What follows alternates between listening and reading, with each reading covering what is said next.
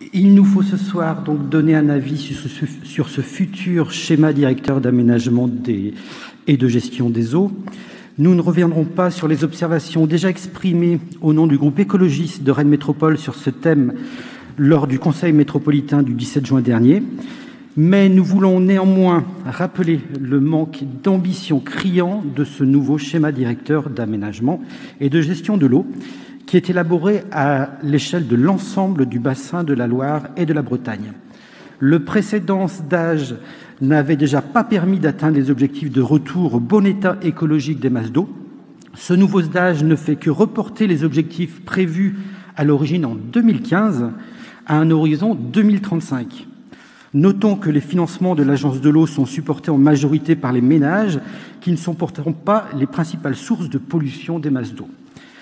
Tant qu'il n'y aura pas de politique volontariste pour la sortie des pesticides et la désintensification de notre agriculture, rien ne bougera. Nous ne reviendrons pas non plus sur les ambiguïtés du modèle de soutien à l'agriculture, qu'il soit européen, national ou régional. Nous ne pouvons que constater que ce modèle nous conduit à toute vitesse dans le mur. Nous souscrivons globalement aux réserves qui sont exprimées dans cette délibération.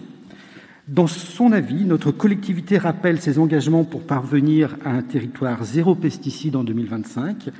À notre échelle, il nous faut aujourd'hui tracer concrètement une feuille de route précisant les moyens financiers et humains mis à disposition pour atteindre cet objectif et nous permettant de suivre les évolutions de cette sortie des pesticides. Il sera opportun ensuite d'associer d'autres collectivités du bassin Loire-Bretagne à notre objectif de zéro pesticide, car il s'agit bien d'un enjeu majeur pour la qualité de l'eau et pour la santé.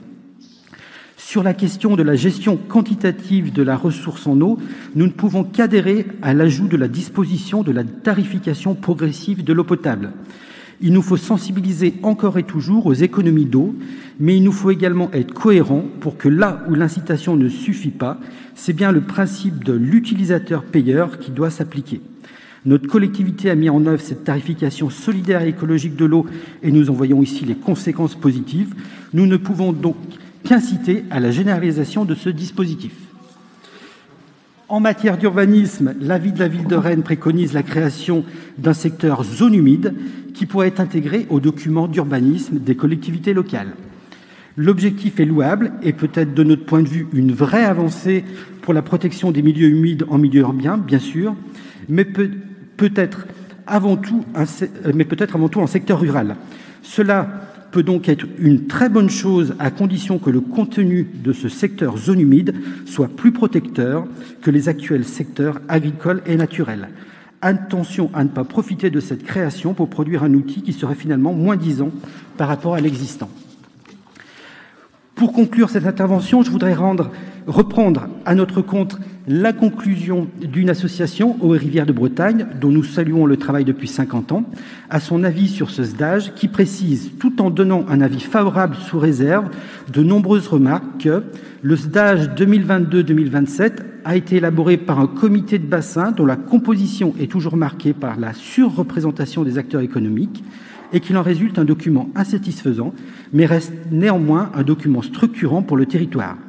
Avec les ambiguïtés sur le modèle de soutien à l'agriculture évoquées en début d'intervention, pour que l'Ille-et-Vilaine ne soit pas réduite à devoir se contenter de 3% des masses d'eau en bon état écologique, il nous faudra relever le défi de la gouvernance de la politique de l'eau à l'échelle de l'ensemble du bassin Loire-Bretagne. Merci.